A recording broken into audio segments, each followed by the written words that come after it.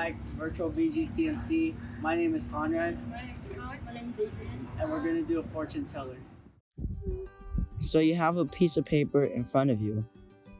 You fold it in half, gently press it down to make it a triangle.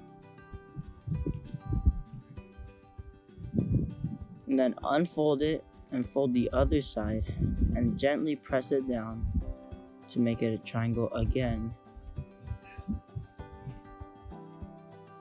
Then you unfold it, put every corner inside the middle where the two lines meet, all of them. And then when you're done with that, you flip the paper, you put all the corners in the middle again, like how you did last time, all four of them, to make it a smaller square.